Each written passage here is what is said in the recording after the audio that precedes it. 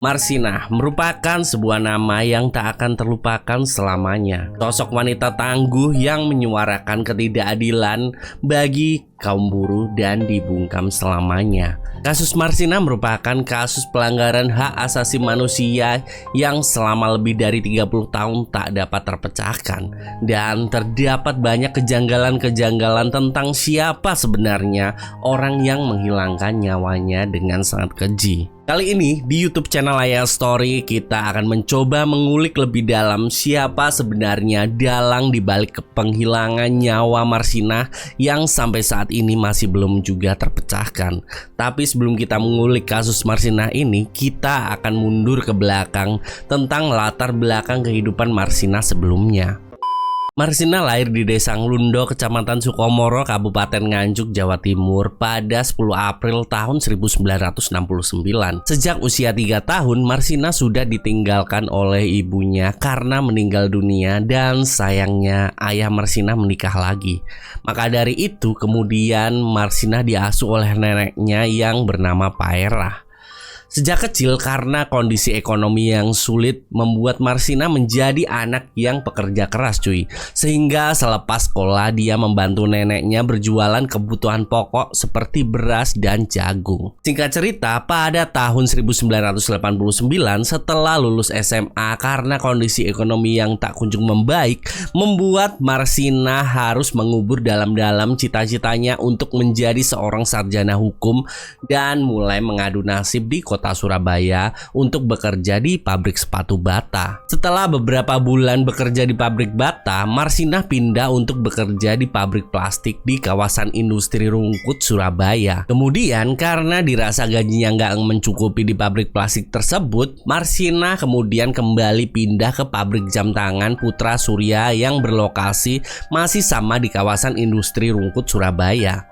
Lalu setelah bekerja di pabrik tersebut, Marsinah lalu dimutasi ke cabang pabrik tersebut yaitu PT Catur Putra Surya atau yang dikenal sebagai PT CPS di Siring Porong, Sidoarjo, Jawa Timur. Singkat cerita, pada awal tahun 1993, Gubernur tingkat 1 Jawa Timur yaitu Sularso mengeluarkan surat edaran nomor 50 tahun 1992 yang berisi tentang himbauan kepada para pengusaha agar menaikkan kesejahteraan karyawannya dengan memberikan kenaikan gaji sebesar 20% dari gaji pokok. Himbauan tersebut tentunya disambut dengan senang hati dong oleh karyawan pabrik di seluruh Jawa Timur sana Namun beda nih guys, dari sisi para pengusahanya guys, atau yang punya pabrik itulah ya di Jawa Timur sana yang berarti tambahnya beban pengeluaran di perusahaannya untuk menaikkan gaji para karyawannya. Begitu pula di tempat Marsinah bekerja saat itu guys, yaitu PT Catur Putra Surya atau yang disingkat dengan PT CPS, yang dengan sengaja menghiraukan surat edaran dari Gubernur Jawa Timur tersebut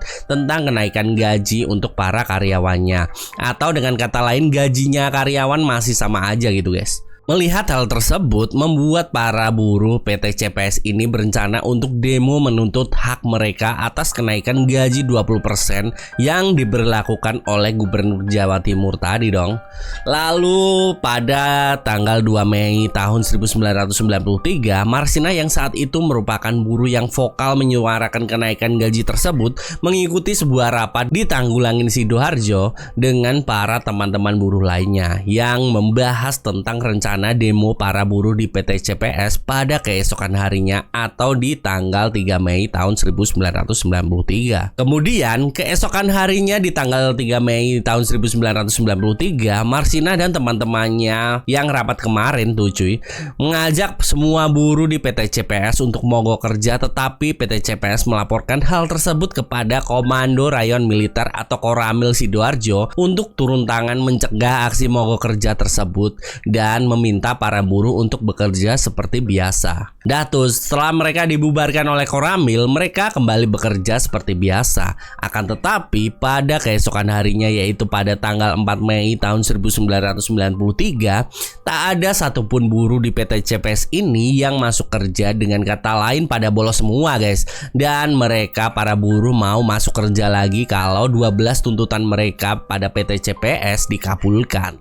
Beberapa isi dari tuntutan tersebut adalah kenaikan 20% dari upah buruh sesuai dengan keputusan Gubernur Jatim tadi, yaitu dari upah buruh yang sebelumnya Rp1.700 per hari menjadi Rp2.250 per hari. Kemudian pembubaran SPSI atau Serikat Pekerja Seluruh Indonesia yang dinilai bukan berpihak pada buruh malah berpihak pada PT CPS sendiri gitu cuy. Kemudian pada pagi hari tanggal 5 Mei tahun 1993, Marsina dan 14 buruh lainnya melakukan negosiasi dengan perusahaan PT CPS dan di pertemuan tersebut juga didampingi Dinas Tenaga Kerja, pegawai Kecamatan Siring dan perwakilan dari Koramil dan polisi. Dari pertemuan tersebut disepakati nih tentang semua tuntutan dari Marsina dan teman-teman buruh lainnya oleh PT CPS kecuali pembubaran SPSI karena dinilai perusahaan tidak memiliki wewenang sama sekali gitu cuy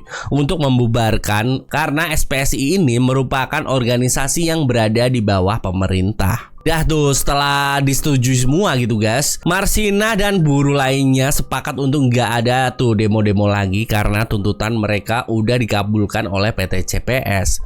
Mereka pun akhirnya membubarkan diri dan berjanji keesokan harinya akan bekerja seperti biasa lagi gitu guys. Tetapi kesepakatan tersebut ternyata hanya omon-omon belaka cuy. Di siang harinya, tepatnya jam 1 siang tanpa Marsina, 13 buruh yang dianggap menghasut unjuk rasa digiring ke Kodim Sidoarjo. Setelah sampai di Kodim Sidoarjo, 13 buruh yang melakukan negosiasi bersama Marsina tadi dipaksa mengundurkan diri dari PT CPS oleh aparat Kodim Sidoarjo karena anggota dari Kodim menuduh mereka menggelar rapat ilegal gitu cuy untuk merencanakan 12 tuntutan dan aksi mogok kerja yang kemarin gitu guys, serta menyebarkan provokasi agar karyawan lain tidak masuk kerja gitu cuy. Jadi provokator demo gitulah guys ya.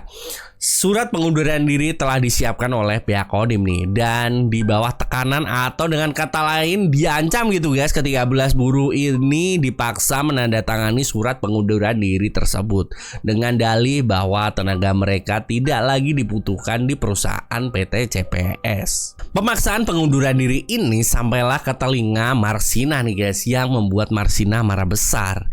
Ia bersama satu temannya yang bernama Uus yang berunding dengan PT CPS tadi nih yang nggak ke Kodim gitu guys, si Uus ini cuy mendatangi Kodim Sidoarjo untuk menanyakan keberadaan rekan-rekannya dan meminta salinan surat pengunduran diri serta dokumen kesepakatan perundingan dengan manajemen PT CPS yang berisi larangan mutasi, intimidasi atau pemutusan hubungan kerja gitu guys di perjanjian tadi gitu cuy. Setelah ini guys, setelah tadi berunding dengan PT CPS tuh nggak ada lagi apa dipecat atau dimutasi atau ya semacamnya gitulah. Namun setelah kunjungan ke Kodim Sidoarjo dari Marsina dan Uus tersebut, setelah negosiasi yang sangat alot dengan Kodim Sidoarjo, akhirnya sekitar jam 10 malam di tanggal yang sama yaitu tanggal 5 Mei tahun 1993, Marsina dan ke-15 temannya dibebaskan dari Kodim Sidoarjo dan mereka tak jadi menandatangani surat pengunduran diri guys. Lalu mereka pun kembali ke rumah masing-masing. Akan tetapi ternyata itu terakhir kalinya teman-teman Marsina melihat Marsina masih hidup dan keberadaan Marsina juga tak pernah diketahui lagi oleh teman-temannya. Dah tuh kan Marsina habis ke Kodim itu hilang gitu cuy, nggak tahu kemana. Teman-temannya ditanyain juga nggak ada yang ngelihat Marsina di mana keberadaannya guys. Hingga di tanggal 8 Mei tahun 1993 ditemukan sesosok mayat berjenis kelamin perempuan di sebuah gubuk di hutan Desa Jegong, Kecamatan Wilangan, Nganjuk. Ternyata setelah 3 hari menghilang, diidentifikasi sesosok mayat tersebut adalah Marsina guys, dengan kondisi yang sangat mengenaskan. Kita lihat nih hasil otopsi pertama dari Marsina ini cuy.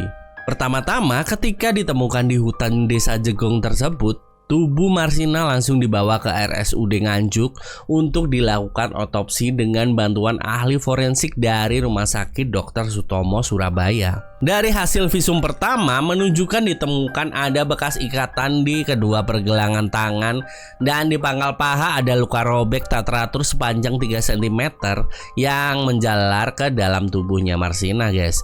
Luka itu menjalar mulai dari dinding kiri lubang kemaluannya, labia minora sampai ke rongga perut, cuy. Di dalam tubuh Marshina juga ditemukan serpihan tulang dan tulang panggul bagian depannya dalam kondisi yang sangat hancur, guys.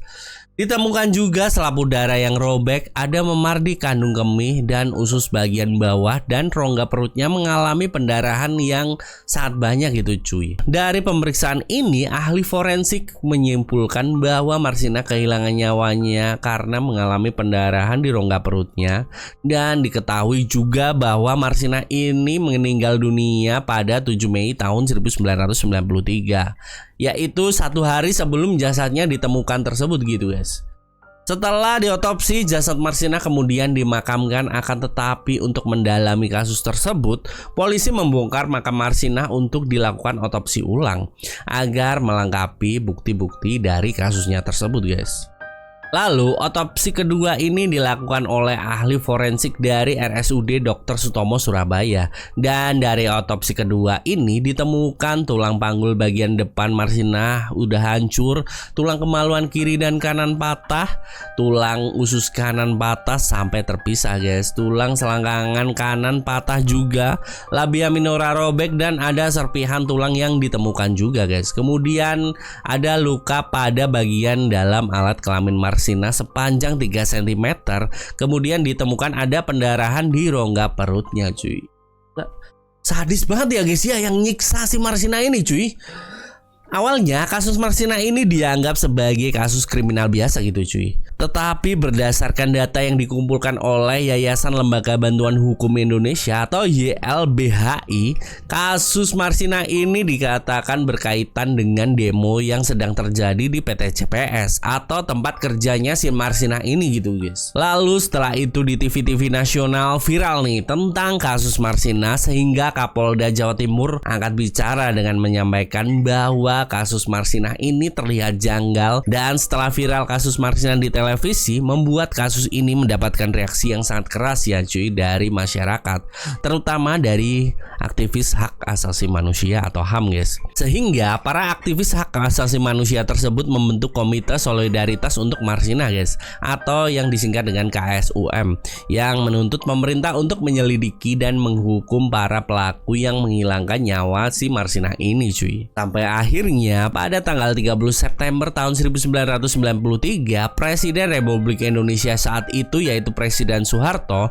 menyatakan bahwa pemerintah telah membentuk tim khusus untuk menyelidiki kasus penghilangan nyawanya si Marshina ini, guys. Lalu setelah pemerintah membentuk tim khusus tersebut, pada tanggal 1 Oktober tahun 1993 atau keesokan harinya, polisi berhasil meringkus 9 orang yang diduga sebagai pelaku penghilangan nyawa Marshina, yang ternyata merupakan karyawan di PT CPS sendiri, guys, yang terdiri dari 2 orang satpam dan 7 petinggi PT CPS. Salah satu pelaku yang ditangkap adalah direktur dari PT CPS yang bernama Yudi Susanto. Kemudian pelaku lainnya yang ditangkap adalah kepala HRD PT CPS yaitu bernama Mutiari, yang merupakan satu-satunya perempuan yang kebetulan pada saat itu sedang hamil, guys. Gila, hamil juga nyiksa Marshina loh, cuy. Gila. Kemudian setelah diinterogasi, para pelaku menjelaskan bahwa pada tanggal 5 Mei tahun 1993, Yudi Susanto bersama 8 staf lainnya saat itu melakukan meeting yang membahas tentang kondisi dari perusahaan atau PT CPS sendiri sejak para buruh pada demo kemarin, cuy. Kemudian di rapat ini juga mereka merencanakan penyerangan terhadap si Marshina ya, guys ya. Diceritakan pada tanggal 5 Mei tahun 1993 pukul 10 malam malam, 3 orang staf PT CPS bernama Widayat, Suwono, dan Suprapto menculik Marsina seusai ditangkap di Koramil Sidoarjo kemarin cuy, untuk dibawa menuju ke rumah Yudi Susanto atau Direktur PT CPS di Jalan Puspita, Surabaya. Yang 3 orang ini menggunakan sebuah mobil berwarna putih cuy. Lalu ini setelah diculik gitu cuy, sesampainya di rumah Yudi Susanto, Marsina lalu disekap di salah satu kamar dengan tangan dan kaki terikat, lalu mulut dilakban. Kemudian Marsina disiksa, dipukuli, disekap selama 2 hari. Kemudian salah satu staf yang menculik Marsina yaitu Widayat memukul Marsina dengan alat berupa potongan besi hingga Marsina tak sadarkan diri. Sadis ya cuy ya. Sadis bener nih guys ya. Widayat, Suwono, dan Suprapto kemudian membuang tubuh Marsina ke daerah Nganjuk. Dan menurut pengakuannya, Suwono saat akan membuang Marsina ini yang saat itu kondisinya sudah sekarat guys, dirasa melihat si Suwono ini melihat Marsina belum meninggal guys. Kemudian ketiga orang tersebut memukuli kepala Marsina hingga meninggal dunia cuy. Guys, sadis bener coy. Setelah Marsina dipastikan sudah tidak bernafas lagi, jasadnya kemudian dibuang di sebuah gubuk di hutan desa Jegong, kecamatan Wilangan, Nganjuk.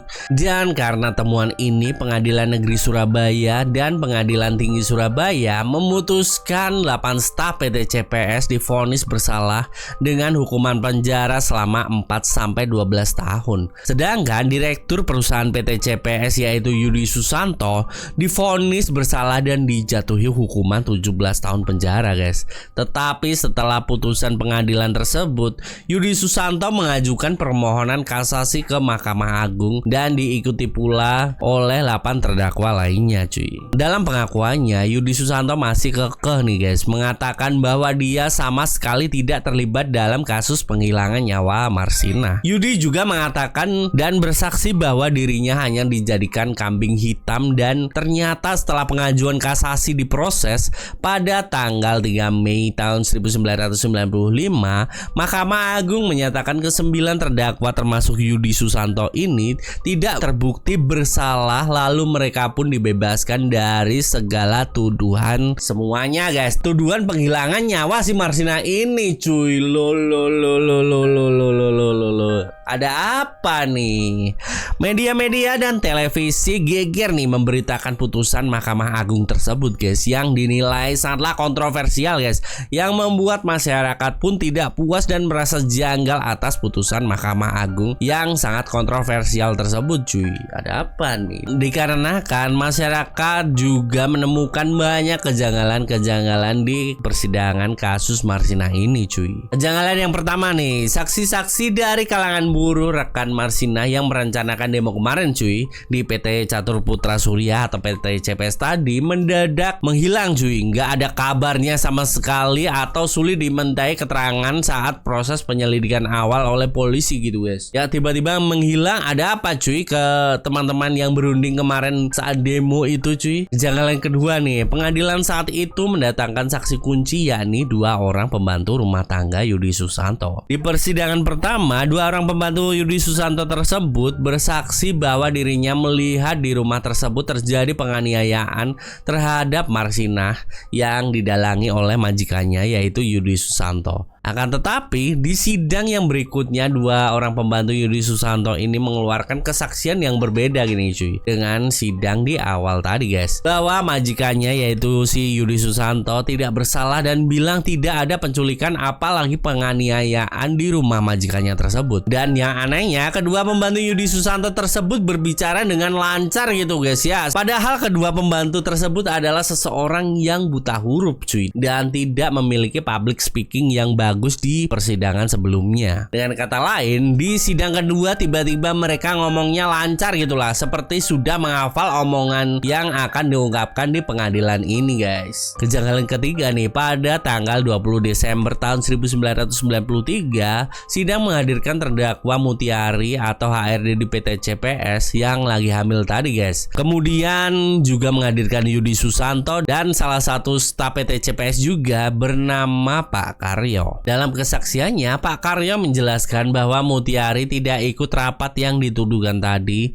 yang membahas masalah penyerangan Marsina, guys. Pak Karyo juga menegaskan bahwa rapat yang membahas penyerangan Marsina itu tidak pernah terjadi, guys. Nggak ada rapat sama sekali yang membahas penyerangan Marsina gitu, guys. Lalu pada persidangan yang terjadi pada tanggal 17 Februari tahun 1994 terdapat fakta yang sangat mencengangkan di mana pengadilan menghadirkan Suwono yang merupakan terdakwa yang dikatakan sebagai orang yang menculik dan menganiaya Marsina tadi gitu, guys ya, yang udah gue ceritain tadi, guys.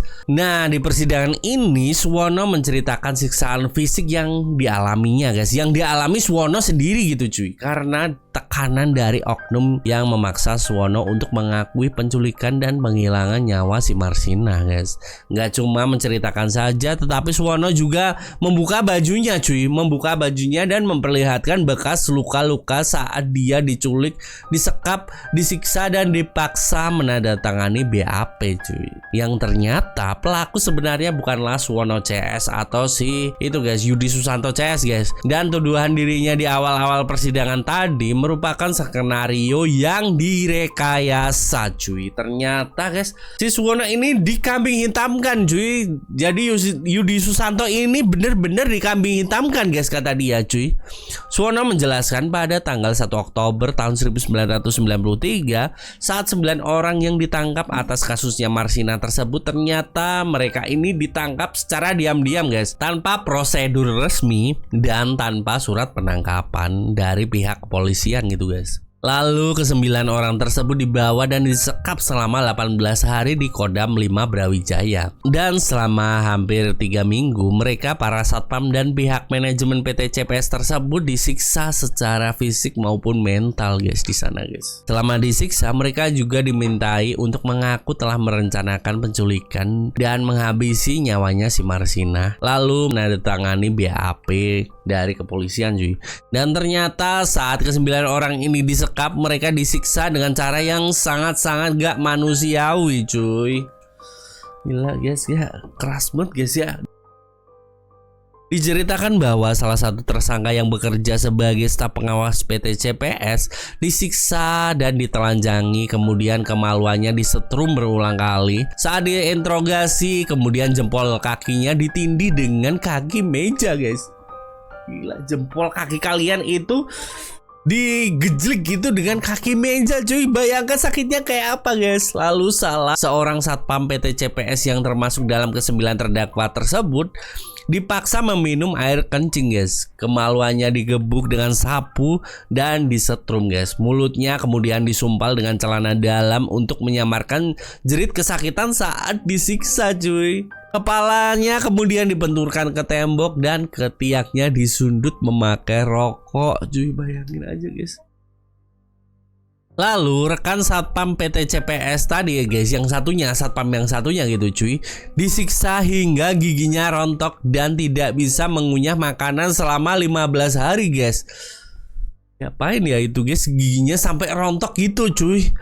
Lalu Mutiari sendiri yang merupakan perempuan satu-satunya yang menjadi terdakwa yang kebetulan lagi hamil tadi cuy, dia diintimidasi dan diancam akan ditelanjangi dan disetrum, guys. Gila. Sadis bener ya cuy ya ini cuy. Akan tetapi di persidangan Direktur PT CPS yaitu Yudi Susanto ini meminta seorang dokter forensik legend di Indonesia, guys, yang sangat legend di Indonesia, yaitu Dr. Abdul Munim Idris untuk menjadi saksi ahli di persidangan, guys. Beliau ini merupakan ahli forensik yang terkenal di Indonesia ya, guys ya, dan sangat legend banget, guys, menangani kasus-kasus terkenal di Indonesia ini, guys. Di sini Dr. Munim Idris tidak melakukan otopsi ulang nih, tetapi mempelajari dan meneliti ulang hasil-hasil dari otopsi sebelum-sebelumnya yang dilakukan sebanyak 2 kali oleh RSUD Nganjuk ya tadi ya, RSUD Nganjuk dan RSUD Surabaya, guys. Dan berdasarkan hasil penelitian ulang ulang oleh Dr. Mun'im Idris ini, beliau menemukan adanya kejanggalan dalam hasil otopsi pertama Marsina guys, yang dilakukan oleh RSUD Nganjuk. Menurut beliau, hasil otopsi pertama tidaklah lengkap, hanya otopsi luar aja gitu cuy. Yang dimaksud otopsi luar di sini adalah pemeriksaan luar aja guys, tidak dibedah seluruh organ tubuhnya Marsina guys. Dan Dr. Mun'im Idris berkata bahwa penyebab menghilangnya nyawanya si Marsina ini bukanlah disebabkan pendarahan di rongga perut, tetapi pendarahan tersebut akibat dari tusukan atau tembakan atau benda tumpul gitulah guys ya. Bukan merupakan sebab kematiannya, tetapi sebab kematiannya ini adalah ya dia mengira-ngira akibat tusukan ya, atau tembakan atau benda tumpul gitu cuy. Dr. Mun'im Idris juga menyangkal kalau Marsina ini diikat di rumah Yudi Susanto selama 2 hari 2 malam guys. Mustahil gitu guys secara logika kalau seseorang ini nggak kencing sama sekali kalau diikat 2 hari 2 malam cuy. Tetapi di jasadnya Marsina ini nggak ada bekas dia ngompol gitu guys. Tetapi kalau tidak buang air besar gitu ya kemungkinan ada guys ya. 2 hari 2 malam nggak buang air besar kemungkinan bisa. Tapi kalau nggak kencing sama sekali ini mustahil gitu guys kalau disekap di rumah si Yudi Susanto ini cuy. Kemudian di kesaksian awal tadi, alat kelamin Marsina ini disodok-sodok gitu guys. 3 orang dalam waktu yang berbeda itu salah besar cuy.